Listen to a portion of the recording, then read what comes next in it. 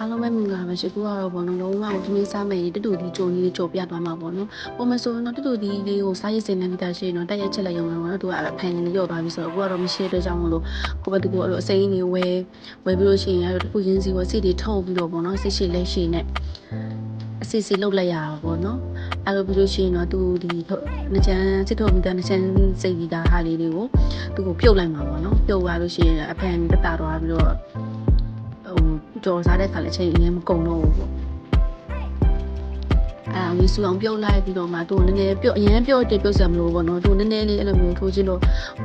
ပုံမှန်နည်းနည်းလောက်ညီတော်လောက်ရှိပြီဆိုတာလည်းရပြီပေါ့နော်အဲ့ဒါသူ့ကိုထောင်းလိုက်ရအောင်မြအောင်ထောင်းလိုက်ရန်အဲ့လိုမျိုးထောင်းဆိုတော့မစားနိုင်ဘူးပေါ့နော်အဲ့ပြီးလို့ရှိရင်ကျွတ်တုံနေလေးနဲ့စီတက်မယ်ပြီးတော့ရှိရင်သူ့ကိုဒီစမီမုံလေးကိုဒီမုံလေးနဲ့စီတောင်းစီတေအောင်တက်နိုင်မှာပေါ့နော်စီတေပြီးဆိုတာနဲ့တူတူထည့်လို့ရပြီပေါ့နော်တူတူထည့်ငပိရည်လေးထည့်ဖို့ဒီမှာပြီးတော့အဲ့မှာထည့်ဖို့ကြံသွားပါပေါ့နော်ငပိစိမ့်ငပိလေးထည့်ဖို့လိုတာပေါ့ပြီးသူရောက်လေးထည့်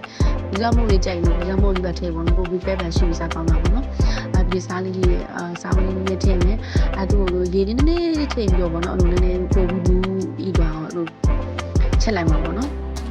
အဲ့မှာထင်းလေးနဲ့ဆိုင်ပို့ပြီးစားလို့ကောင်းတာပေါ့ဒီလေကြီးလည်းဟိုဖြစ်ပြီးဆိုရင်ရေလေးဆက်သွားပြီးစီပြန်လာပြီးဆိုရင်အချုံမလေးနဲ့ထည့်ပြီးလို့ရှိရင်နောက်ဆုံးမဆလာလေးအွန်လိုင်းတော့အရင်ကိုစားကောင်းပါတယ်